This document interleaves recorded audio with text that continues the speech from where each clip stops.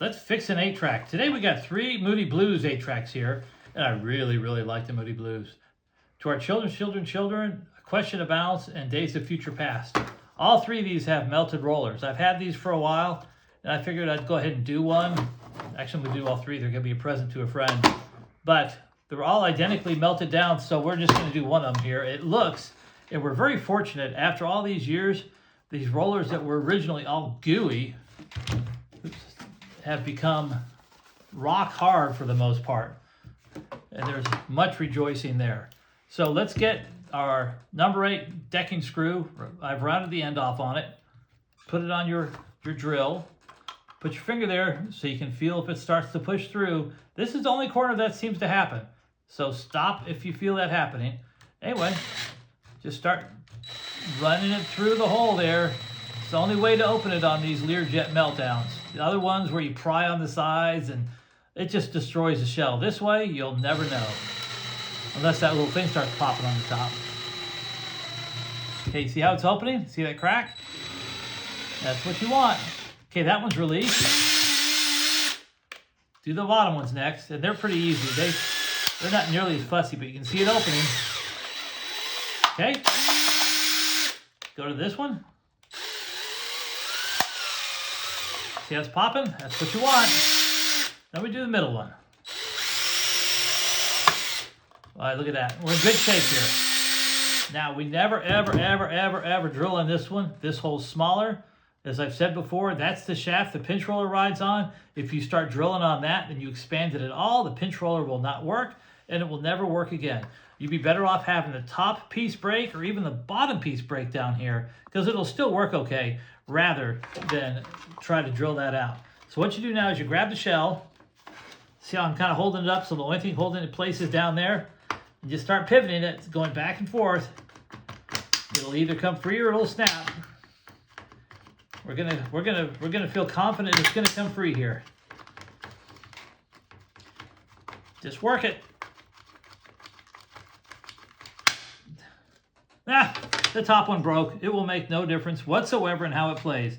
And it is a bonus that even started removing the old roller for us. Now this roller melted exactly right. It just ossified. It didn't even get anything on the tape. This is going to be a lucky break. So this is a plastic roller out of an RCA tape. You've got your favorite Charlie Pride or Montevani or tapes that you don't like. Crack them open and get the plastic roller out of them because they fit in perfectly and they work just fine. Now you'll see here on this tape that it's also raised up in the middle because they didn't put the plastic ring around it, which comes in handy. It really does make a difference. So what we'll have to do now is we'll have to go like this, take your time, and get that tape. You can't push it back down, but what you can do is you can work it so it's on the outer of the spool instead of the inner of the spool. Take your time. We're almost there. There it is. So now push it all back down. Blow out any residue that may have occurred from your little drill out. Now what we need to do now is we need to find the splice. And that may be the splice coming up right here. You can actually see sometimes. The tape's a little thicker where the splice is. You can actually see where the splice is. Let's see if we're coming across it real quick here. Kind of watch the front of the tape.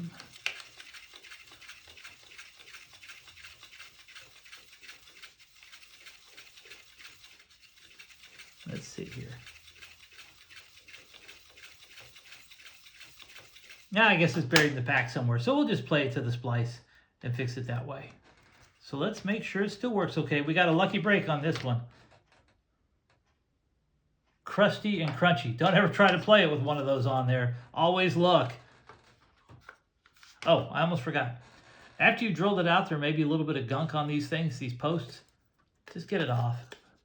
It'll make it a lot easier to push it back together with all that trash off of there. And as far as that one being broken, it will make no difference. The other post will hold it together just fine. You'll never even know it's missing. Get the middle one. There we go. All right, let's see what it sounds like.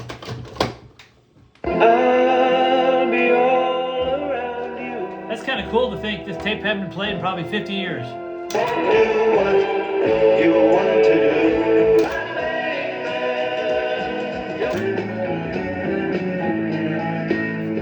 All right, we'll get that back to the splice. I'll do the same thing on the other ones, and we'll have 3 perfectly functioning Moody Blues tapes. Thanks for watching.